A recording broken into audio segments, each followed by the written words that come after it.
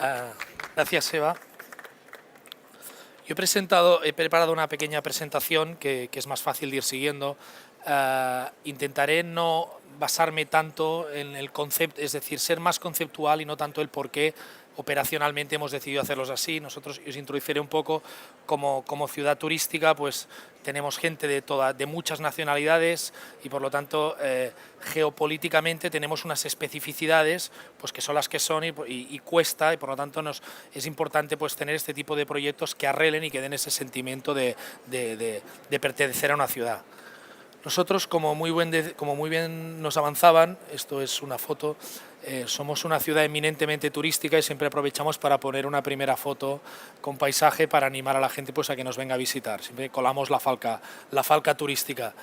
Un poco los conceptos clave: la participación, la inclusión, el proceso, la corresponsabilidad, la democracia, bueno, son las palabras clave que salen un poco en la presentación y que son el core, el núcleo, ¿no?, de esta presentación. Nosotros decidimos crear también una imagen del proyecto que llamara la atención. La hemos intentado implementar en toda la ciudad mediante banderolas, mediante campañas de AdWords en Facebook y en otras plataformas digitales para llegar al mayor número de personas. Parece un dibujo de Benetton, ¿no?, pero un poco nuestra ciudad viene a ser eso. Tenemos más de 100 nacionalidades, que son muchas, por lo tanto acostumbramos a decir que somos una pequeña ONU, además con una particularidad. La inmigración que tenemos en Lloret de Mar, que es cerca del 40%, que es mucho, un 40% es mucho, está muy segmentada. No tenemos unos grandes sitios de origen concentrados que daría lugar a posibles guetos, sino que hay gente de muchos diferentes sitios. Evidentemente hay nacionalidades que tienen más, pero como digo, más de 100 nacionalidades que vivimos en un equilibrio, yo diría que nada precario y muy estructurado, pero que nos cuesta, finalmente, pues cuesta iniciar proyectos y que tengan un sentimiento, como digo, ¿no?, de pertenecer a un sitio, ¿no?, de arraigo. La realización del proceso, el método, como decíamos, ¿no?, el método es importante y os explicaré el método, pero lo es más el espíritu inclusivo, ¿no?, el espíritu inclusivo del proyecto. Estamos en una época en que seguramente los que nos dedicamos a esto de la política, con buen o mal criterio, tenemos que dedicarnos mucho más a empoderar a la ciudadanía, eso que decimos empoderar, ¿no?, a dar esa responsabilidad, no es lo que desde las administraciones pues queremos hacer. Luego seguramente sí que podremos discutir si creemos que tenemos una sociedad, sobre todo en el sur de Europa, lo suficientemente madura o acostumbrada a participar en procesos de decisión, ¿no?, y todo lo que ello conlleva. Porque nosotros, esto es un pequeño apunte léxico, ¿no?, nosotros en vez de llamar al proyecto por ciertos proyectos participativos, le llamamos proyectos participados, porque consideramos que tienen la palabra participados es la acción de querer participar, y por tanto es un tema léxico que creíamos que le daba más empuje a la propia acción. Nosotros, a partir de experiencias de otros municipios bastante diferentes al nuestro, ¿no?, y de reuniones, un poco de benchmarking, que no es otra cosa que es ir a ver qué hace la otra gente y aplicarla a la especificidad de cada ciudad, decidimos aplicarlas, ¿no?, en reuniones de trabajo con asociaciones, en representantes de urbanizaciones. Nosotros también, como ciudad, tenemos una cosa muy concreta, es que tenemos 42 urbanizaciones, por lo tanto, hay un núcleo de ciudad que es el que es, no es un núcleo de ciudad, pero luego hay mucha gente vive en urbanizaciones o zonas, lo cual complica aún más a la hora de dividir esta partida de dinero, y ahora os explicaré qué solución encontramos, perfectible, porque como digo aquí abajo es una prueba piloto en que a base de prueba y error iremos mejorando la metodología. Como digo, la cantidad de dinero que hemos decidido invertir en este proyecto son 500.000. A mí el dato del 0,78 del presupuesto municipal me parece que es una pequeña trampa, porque el presupuesto municipal es de 63 millones de euros, 500.000 parece una cifra muy poco importante, pero si hablamos de que el capítulo de inversiones, que es allí donde los ayuntamientos tenemos discrecionalidad, porque de los 63 millones ya sabemos que 9 nos lo gastamos en el contrato de las basuras, que 15 nos los gastamos pagando a los funcionarios, es decir, todos aquellos gastos ordinarios que la mayoría de ellos están comprometidos. Entonces, ese presupuesto de inversiones, que hablamos de unos 3 millones y poco, 500.000 euros, entonces sí que hablaríamos de un 15% del presupuesto total de inversiones, es el que decidimos poner a discusión con los ciudadanos, y es una cifra revisable al alza siempre y cuando mejoren los índices de participación. Es decir, a medida de que los ciudadanos se vean más cómodos y participen más y de mayor manera, pues nosotros iremos aumentando esta cifra. Como bien digo, es una prueba de carácter piloto, es una prueba de piloto porque es el primer año que lo probamos y hemos visto, ¿no?, pues, muchas cosas mejorables, perfectibles, y por lo tanto pues estamos abiertos a admitir los errores de funcionamiento y a formularlos de una manera más eficiente. Finalmente, este es el territorio de Lloret, lo decidimos enfocar en 13 zonas. Algunas de ellas están agrupadas, cada una de ellas son urbanizaciones diferentes, y aquí también hay una dificultad, ¿no? Cuando se acaba imponiendo en la zona de color morado, se acaba imponiendo un proyecto de esta zona, la señora que vive a 4 kilómetros de aquí dice, bueno, a mí me da igual si van a hacer un parque ahí o no. Por lo tanto, es complicado cuando orográficamente una ciudad es muy diversa, es complicado, por lo tanto es uno de los procesos que debemos de mejorar para que la implicación sea aún mayor. Pero como digo, lo dividimos en 13 zonas, ya sean barrios o zonas, y en la cual dividimos esta bolsa de 500.000 euros. Y aquí viene de qué manera repartimos esta bolsa total de 500.000 euros. La suma total, decidimos, estos son zonas o barrios, y decidimos aplicar unas medidas correctivas. Es decir, la suma final sale, hay un mínimo de dinero a través del número de habitantes, la superficie que ocupa la zona. A partir de aquí son las medidas correctoras para equilibrar la densidad de población de cada zona, porque hay zonas que son muy anchas, ¿no?, como urbanizaciones, en que hay casas con jardín muy espaciadas y por tanto la densidad de población es muy baja. Entonces ahí consideramos que castigamos menos el territorio que en un barrio céntrico donde vive muchísima gente en bloques de pisos y por lo tanto donde el impacto sobre el territorio es mayor. Y otro elemento que ha quedado tapado es aplicamos un elemento corrector en relación a la densidad de población menor de 16 años o mayor de 60. Es decir, consideramos que los dos colectivos más vulnerables son la gente mayor y los niños. Por lo tanto, donde más niños o más gente mayor había, la bolsa de dinero será mayor. Estuvimos mucho tiempo pensando en si aplicábamos también una medida correctora por lo que se refiere a la inmigración. Y finalmente, porque esto en otros sitios lo hacían, decidimos no hacerlo por esta diversidad de inmigración. Nosotros en Lloret de Mar tenemos inmigrantes de muchos tipos, pero por poner dos ejemplos extremos, puede haber el inmigrante de una zona subsahariana con unos ingresos mínimos. Entonces aquí sería muy útil aplicar un efecto corrector por la diferencia, por ser inmigrante, pero también hay señores que vienen de Rusia con casas de 2 millones de euros, entonces no sería acertado, en este caso, pues darles más dinero cuando su capacidad económica es muy superior.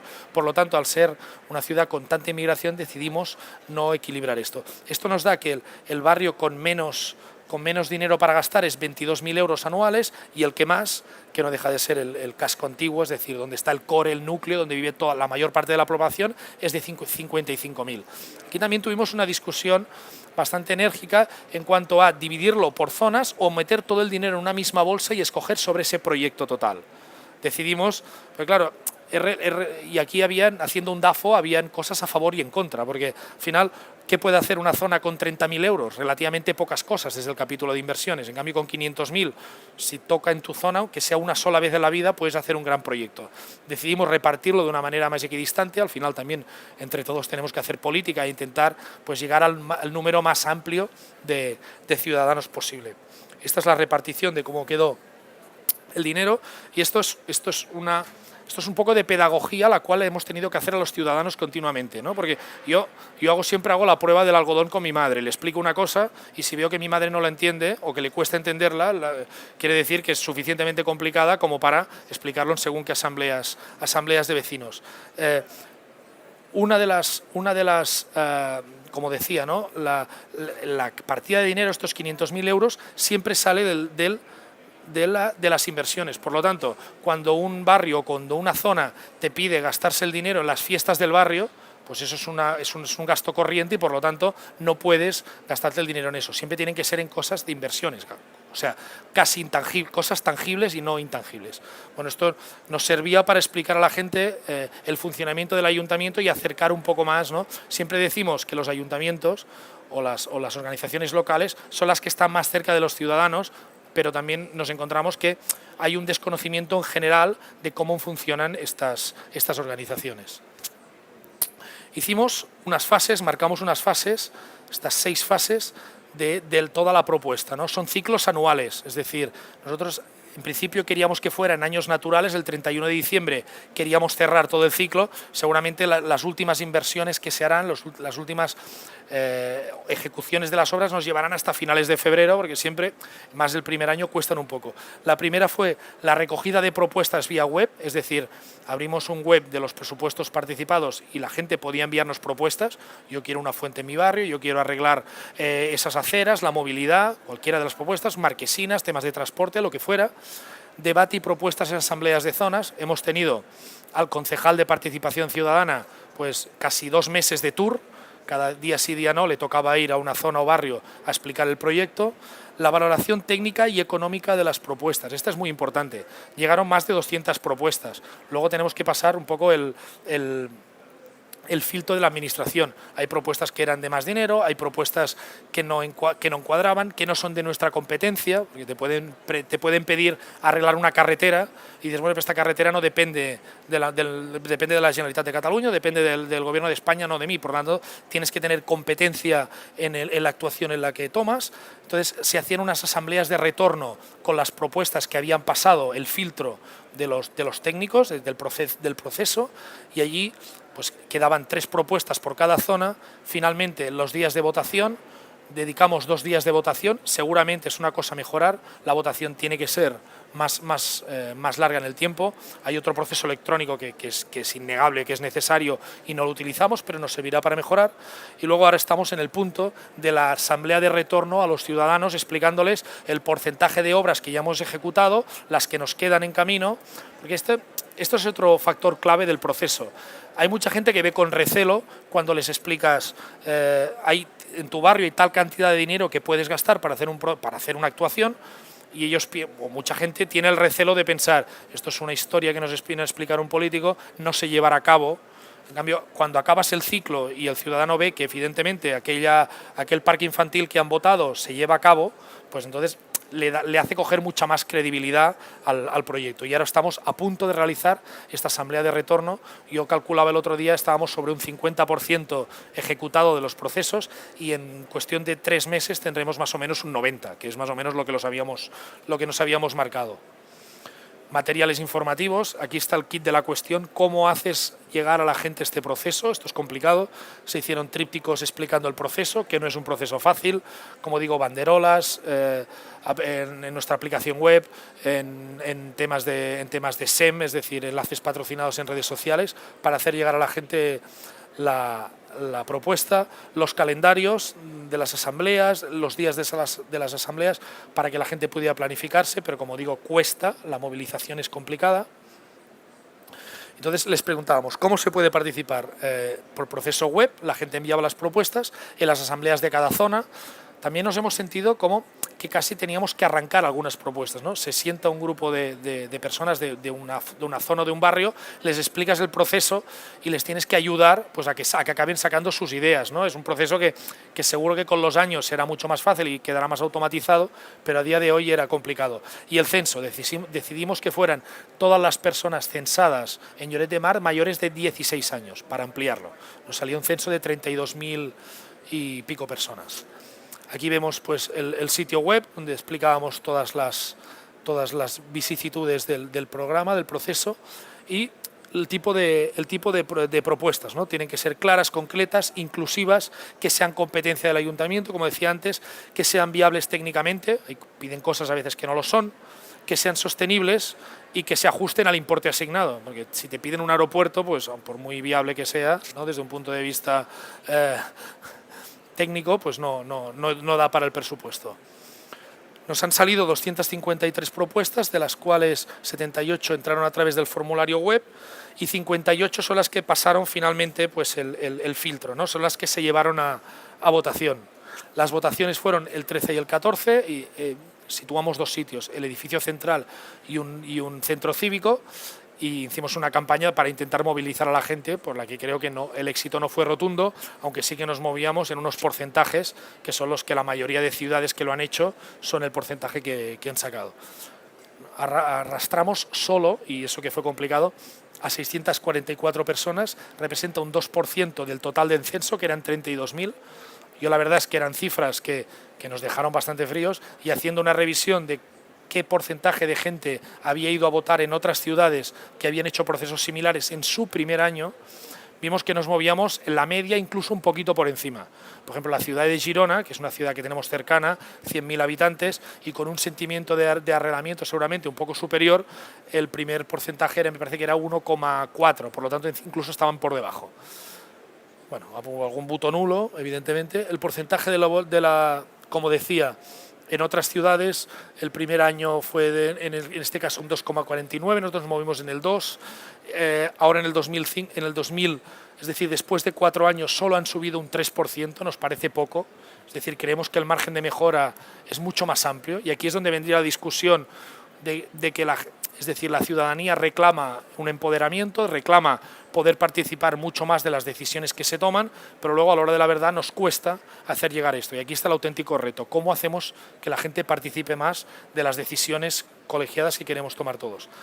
Girona, con la votación electrónica, que aquí viene el kit de la cuestión, nuestro concejal, nuestro teniente de alcalde de Nuevas Tecnologías, que está aquí sentado con el teléfono, pues tiene como objetivo este año que podamos tener votaciones electrónicas. Creemos que con una buena campaña de información y con una buena herramienta de voto electrónico, yo creo que podríamos llegar al 5% este próximo año, pero viendo las estadísticas de otras ciudades, pues bueno, también lo podemos poner en tela de juicio.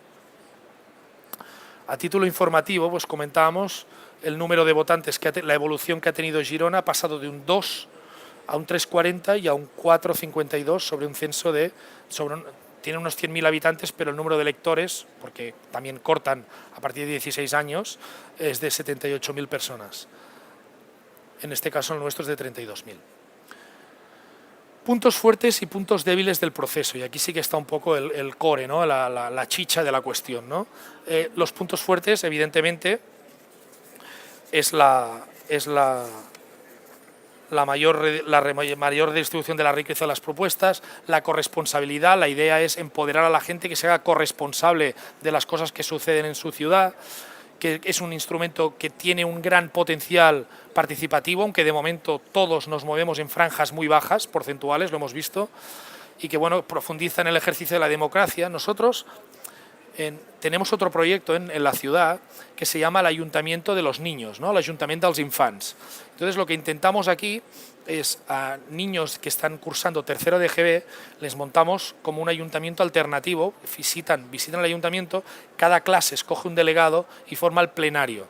Y es la manera que hacen una propuesta, con esa propuesta la llevamos a cabo, es decir, el año pasado, decidieron elaborar unos itinerarios seguros para ir a la escuela. Entonces hay unos colores, bueno, es un proyecto que estamos ejecutando ahora mismo. Cada año el proyecto que escogen los niños acompañados del alcalde, no hacen como de concejales del alcalde, hay un proceso de participación y este proyecto se acaba llevando a cabo. Y es una manera de intentar que los niños entre 10 y 11 años sientan que pueden participar y que pueden decidir de las cosas que pasan en su ciudad, para que cuando sean mayores y les presentemos unos presupuestos participados, el índice de participación sea más del 2%, que es lo que tenemos actualmente, porque cuesta mucho motivar a la gente. En el ámbito del ayuntamiento, los puntos fuertes que veíamos es la mejora de la efectividad del gasto público, la mayor confianza de la ciudadanía en el gobierno, la mayor confianza siempre y cuando llevemos a cabo los proyectos que han votado, que es en el proceso en el que nos encontramos ahora. Trabajo transversal entre áreas, esto lo discutíamos hoy comiendo, es muy complicado. Los ayuntamientos todavía día los departamentos son cerrados, son estancos. Cuesta mucho la transversalidad entre departamentos y es una cosa que en las empresas cada vez pasa menos, pero en los ayuntamientos aún nos pasa mucho, ¿no? Es una manera de forzar que diferentes departamentos de una misma organización pública colaboren entre ellos. La responsabilidad de los trabajadores, en fin, el fortalecimiento del tejido social asociativo, que esto es muy importante y más para una ciudad que puede considerarse pues que con tantas nacionalidades ese sentimiento de pertenencia a un sitio es un poco más costoso. Empoderar a la gente, la ciudad es la protagonista, la implicación y la integración. Y ahora vienen los puntos que veo aquí que ya ha quedado sobrepuesto. Nosotros los puntos débiles que vemos, que son los que nos hacen mejorar, ¿no? Porque o ganas o aprendes, ¿no? Pues en este caso aprendemos de esto, ¿no? Aprendemos de estos puntos débiles. Ha sido un inicio muy rápido, intentamos llevarlo a cabo el primer año y por empecinamiento del alcalde, que cuando lo tiene, pues quiso sí o sí llevarlo a cabo durante el primer año para ir creciendo año a año y por lo tanto los procesos fueron muy rápidos, de una manera demasiado rápida. La limitación de la visión estratégica del municipio, el voto solo presencial, esto es un gran hándicap. Es decir, yo creo que cuando aportemos el elemento de voto electrónico podemos más que doblar la participación del primer año. La característica territorial, esto es un punto nuestro, al tener 40 urbanizaciones, como digo, cuesta pues, tener un sentimiento más centralizado. La limitación del capítulo de inversiones, al final es la que es medio millón de euros, puede ser mucho o poco dinero, pero es el que es, el dinero siempre es limitado, es una parte pequeña del presupuesto municipal. Los límites, la poca información sobre el presupuesto municipal, la gente realmente cuando haces una asamblea y le explicas cómo funciona un presupuesto municipal no lo entienden, o sí lo entienden pero lo desconocen hasta que no lo explicas. En fin, los bajos niveles de participación en las asambleas, casi tienes que llamar por teléfono a los miembros de las asociaciones de vecinos para que vengan, porque parece todo un esfuerzo. La poca implicación de algunas entidades, en fin, y la dificultad, como decíamos, de sentirse en un territorio extenso. Este es nuestro ejemplo, como digo, es perfectible, es una prueba piloto, estamos dispuestos a poner mucho más dinero, siempre y cuando el interés crezca y tengamos las operaciones mucho más engranadas y fluya mucho mejor. Y hasta aquí ahora sí que gracias por la atención y si tenéis algunas preguntas pues estaré encantado de responderlas.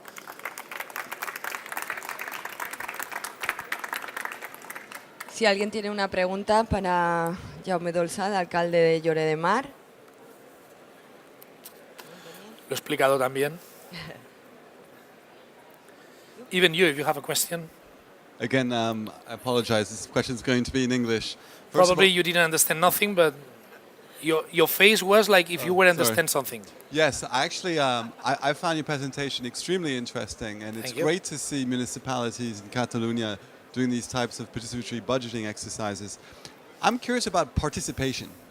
And what, in your opinion, you mentioned you could call the neighborhood associations to say, hey, you've got to participate, What other sort of ways and tactics do you believe other municipalities should follow to encourage their citizens to participate in these types of exercises? Well, this is true. I mean, in somehow we at the end we call every single association of neighbors in order to make them to come to our meetings in order to explain them how was the project. This is the point where we are searching, which is the way to make the people vote more, and we didn't find a way yet. I mean, I think once you can vote digitally, I think it's the key factor.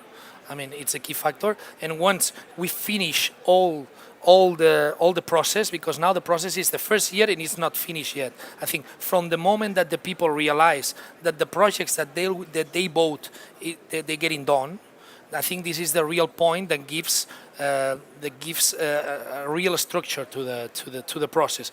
But it's very, very difficult to encourage the people to make them to come to vote. I mean, I think in Europe right now, or worldwide, everybody says that the people should participate more, but once we put the tools, it's very difficult to make them to come. I mean, it's easier to stay on Facebook, sitting on your sofa and saying that the mayor is an asshole because he didn't make nothing on the whatever. So this is the easy thing, and the difficult thing is to come to the meetings and to make proposals and at the end come to vote. But this is a process that we are involved and we are really forward to improve. Thank you. ¿Alguna otra pregunta? A part dels pressupostos participatius, ho heu fet servir per enquestes o per preguntar a la població sobre altres temes? No encara, pero sí, en castellano mejor, sí. No todavía, pero sí que todo este proceso convierte al concejal de participación ciudadana en la joya de la corona, ¿no? Lo digo así de claro, la persona que hacía, es decir, nos poníamos una obligación como gobierno municipal. A cada asamblea de vecinos debían asistir el concejal delegado de esa zona, porque somos diferentes, y siempre el de participación ciudadana, que es quien lidera este proceso.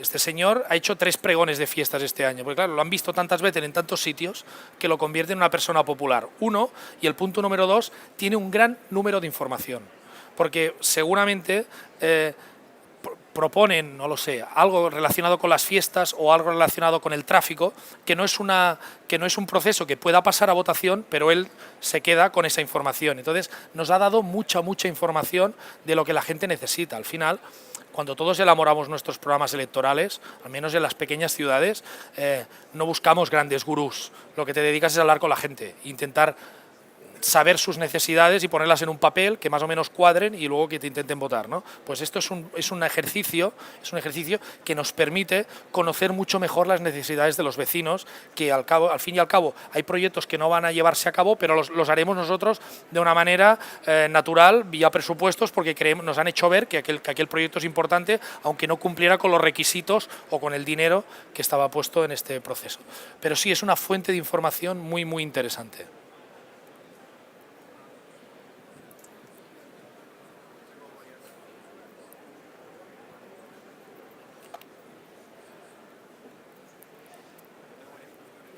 No sé si voy a abusar un poco, son 3 dudas que tengo. La primera de ellas He traído un boli, no pasa nada. Sí, bien, de acuerdo, estupendo. La primera de ellas es cómo han integrado a ese sector de la población que no tiene esa facilidad para acceder a nuevas tecnologías. Estoy pensando en personas mayores, quizás inmigrantes, etcétera, en este proceso participativo.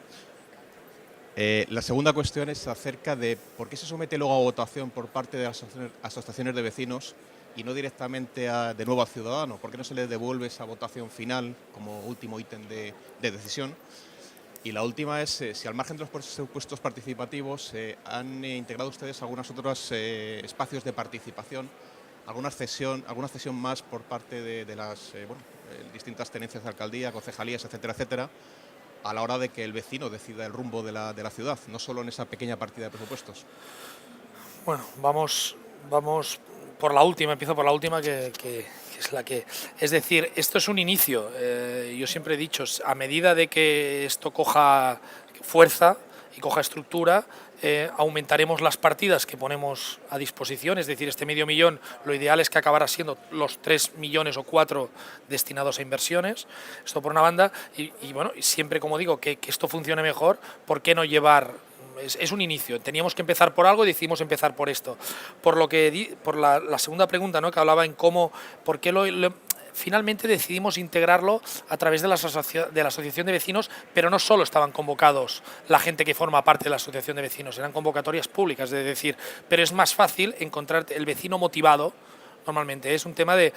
Bueno, están los motivados y los hiperventilados, ¿no? Los hiperventilados son los que cada día, ¿no?, y estos los tenemos en todas las ciudades, cada día están esperando. Yo tengo que ir con mucho cuidado con lo que digo en Facebook porque hay un comentario sobre una calle que no está bien. Como yo conteste, entran los 15 hiperventilados al ataque, ¿no? Entonces, estos ya sabes que vendrán siempre. Y cuando haces una charla sobre comercio, vendrán. Y cuando haces una charla sobre modelo turístico, pues también vienen, ¿no? Pero pensamos que la manera de articularlo de mejor manera eran a través de las asociaciones de vecinos, que son todos esos vecinos que de una manera altruista deciden dedicarse una parte de su tiempo a mejorar su entorno. A partir de aquí invitas a mucha más gente y es cierto que hemos tenido que acabar haciendo llamadas a la gente para decir, oye, yo sé que es una persona que te preocupas por tu barrio, ven, haz propuestas. Ha sido complicado. Y la primera pregunta, hablabas de la integración.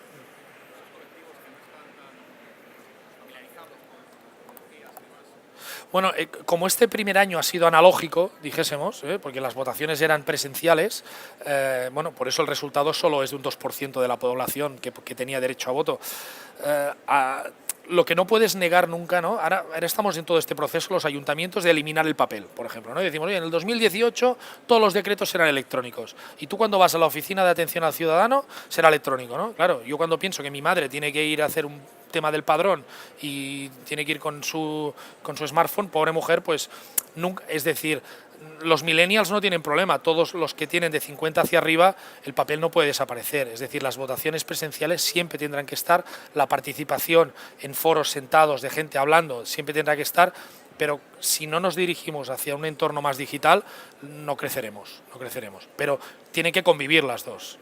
Llegará un momento que acabará no habiendo papeles de aquí 50 años, pero de momento todo aquel que no es millennial le toca seguir en el analógico.